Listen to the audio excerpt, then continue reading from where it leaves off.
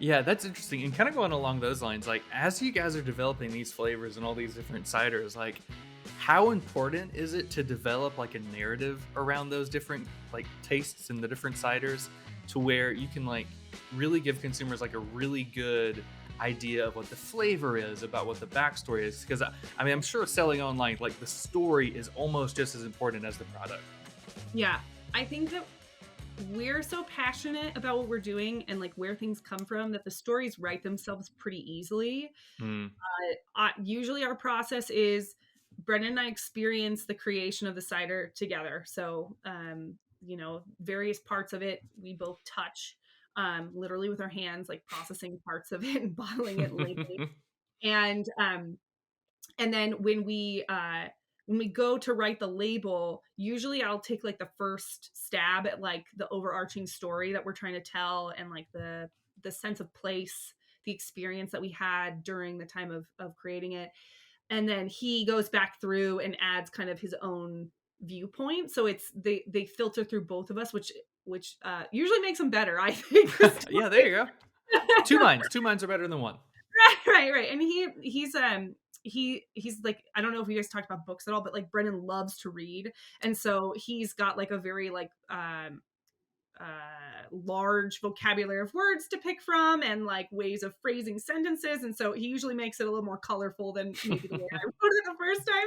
But yeah, we're a good pair in that. So the stories to us, like, they kind of write themselves. Like Mm. we don't struggle that often on what to write. And then we've also been really lucky that we've been able to do a couple times, like online on our social media accounts, been able to say like, hey, like, we can't think of a name for this one. We're 35 in. We're like, what do we call this? What do we call this cider? And the community is like so excited to like help us name it that like we've actually had like very good contending names to pick from that have generated stories as well of like, oh, this is like a beautiful story about the folklore of apples that I had never heard, but Yeah. somebody from a different culture or from a different set of readings knows about it, and now we get to share that with everyone. So that's really That's cool. cool. That's good. You have that community out there that's like willing to help you guys with that because Totally. that makes it so much more unique. And I feel like they're invested in it. They're like, oh, I can help name this product. Like you can't do that with like another big time like cider maker. Like this is so cool. This is why you should support them.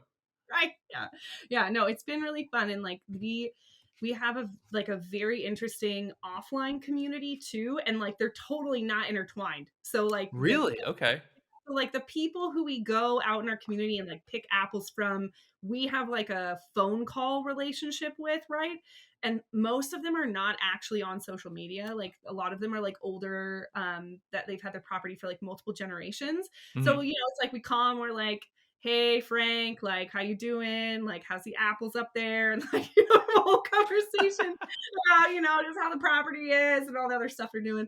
And then like they don't see any of the what happens with like the fanaticism online of people like sharing pictures of their bottles when they get them and stuff. Like they don't see any of that. They're like in different two universes that never meet. So That's it's so funny. fun. It's yeah, Passion. it's the best of both worlds. You've got a big online community and big offline community. That's awesome, which I feel like is a huge win-win. And speaking of, well, really, I guess both communities, you guys also have a cider club. Is that right? Yeah. So we have a cider club. It's three shipments a year for three bottles each one. So you're basically signing up for 9 bottles for the full year. Mm, There's in the spring, and then we take a break over summer because it's too hot to ship most places. We want to keep the cider. We want to keep all the like delicate flavors in the cider contained. And when cider gets hot, sometimes it loses some of that really special stuff out of it. okay. And then we have in the fall a shipment that happens like right around August, September, and then right before Thanksgiving that we do. So you have bottles for your holiday table as well. So when it comes to shipping, I was super impressed with the packaging that you guys got this in, that you sent it in. I Yeah. feel like I could have drop kicked the box, like off of a 3-story building, and it would have been secure. I mean, it was like a vault. I mean, so like what all went into figuring out what sort of shipping works and what's going to be the safest for the bottles? Yeah. So believe it or not, things still break in those boxes. So the box has, just for people who've never received our cider, the box has a really thick, like corrugated box, And then there is these inserts inside that were kind of overwhelming the first time I put one together, because they've got all these like flaps that you push in and Hmm. fold down to kind of keep the bottles almost levitating in the middle of the box so that they don't get, if they do get drop kicked, that they. But yeah, we sent a case of cider, so like 12 bottles. This guy who is his like holiday home is in Tennessee, and he wanted some bottles for Christmas. And that same week they had some kind of cold snap, and the bottles broke inside. And we Oh don't my know if it gosh.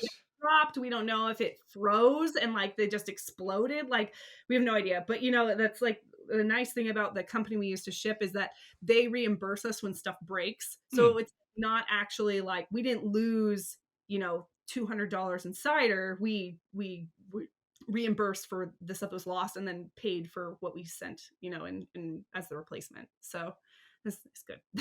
Yeah, that's good because you hear all the time of whether like whatever you're shipping, like whether it's beef or wine, like a lot of people having to eat that cost, and of course they send it again to the consumer, which Yeah, hopefully, fingers crossed, they get it the second time. But yeah. sometimes it just doesn't happen.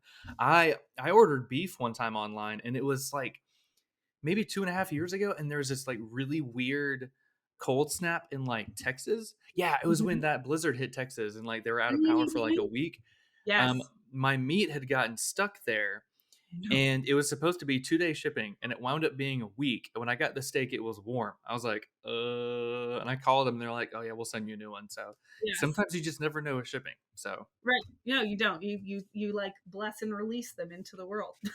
yeah, you're like, please get there on time. Please get there in one piece and not broken. But yeah, Yeah. these were legit, like very well done, very packaged, and I felt like they weren't going anywhere. Like honestly, it took me a couple of minutes to get them out of there, but it Yeah. worked out very well.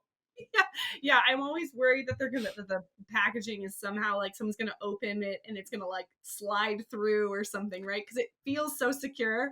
But Yeah. so far it's been good. We haven't had that, so I'll knock on wood Well, that that's we. good. Well, well, that's good. So you guys also y'all have tours at the cider?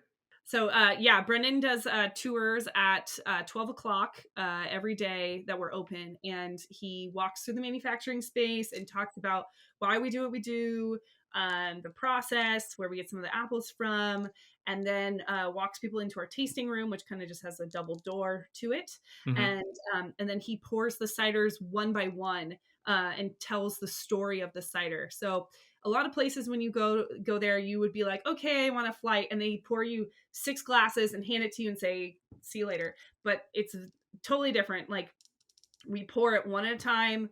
And he really talks through all of the elements of the cider because he wants people to understand like that this is an elevated experience. This is Yeah. not a slam it back. Like it's something that you're supposed to enjoy, and we want to cultivate conversations and community as part of that. And we found that like having stories to share is the most important part of like taking away something from an experience, right? Like Hmm. if you go wine tasting, you're like, oh, I had some good wine, but that's it. There's like nothing to talk about. But if you know the story of like how we got those grapefruits that are in the O'Shandy, or where the plums came from and the many plums of McCollum Hill, like that gives you another layer of like shared experience and community that you can carry forward. And I think that's really important.